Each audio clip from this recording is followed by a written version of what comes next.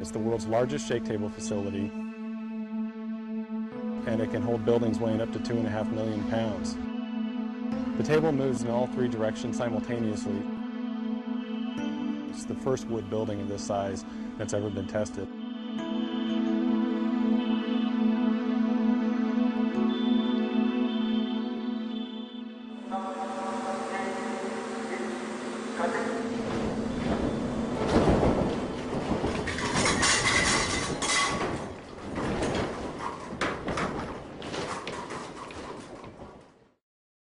The entire project is called the Niecewood Capstone Test, a project funded by the National Science Foundation. The project is led by Colorado State University, and Simpson was a close technical collaborator. The popularity of mid-rise wood frame construction has soared in urban areas, and so there's not a lot of information on how to design those types of structures.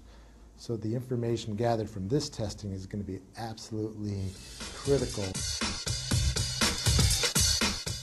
The condominium tower was built as a actual condominium would be constructed with 23 1- and 2-bedroom living units. We're testing a 7-story, 23,000 square foot, 800,000 pound building in 3 dimensions. This collaboration with all the folks involved is really going to culminate in a test that's going to show how our products perform in a very severe seismic event.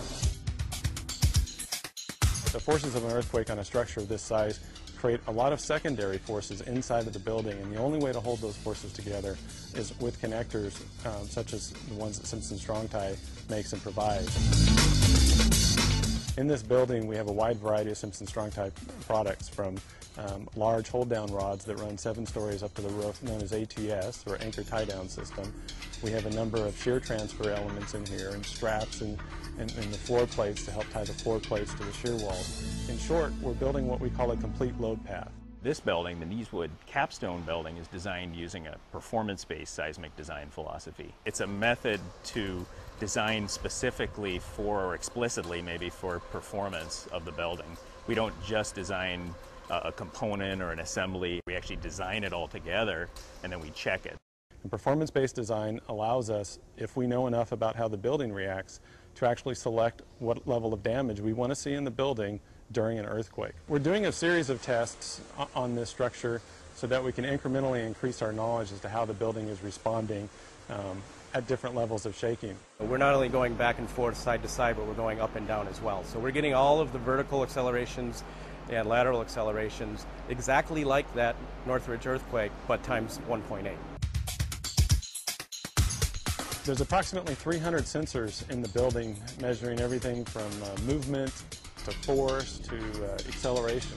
Once that data and information is gathered, then it can be used to develop new design procedures and new construction methods. So we're able to take what the engineers have modeled, compare it to how the building actually performed, and that's going to give us a lot of great data for years and years to come. What we're really doing here is we're demonstrating that you can build a 6-story or even a 7-story possibly wood structure in a high seismic zone and have it perform how you want. It's safe, it's cost effective, and frankly they're very little damage. Really, for 5% or less in your construction material costs in the beginning of the building, you can not only save the occupants of the building, but you can also save the structure. This test will change the way light frame wood is designed over the next 10 years. We've invited several key engineers from across the country, building departments. There's folks from all over the world coming to see this. When you see an actual test, the impact that has on you is so significant that it really makes you think twice about what you put down on paper.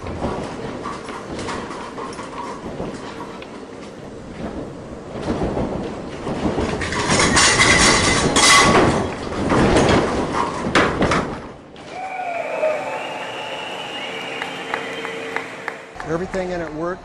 There was minimal damage to the inside of the building, minimal damage to the outside of the building.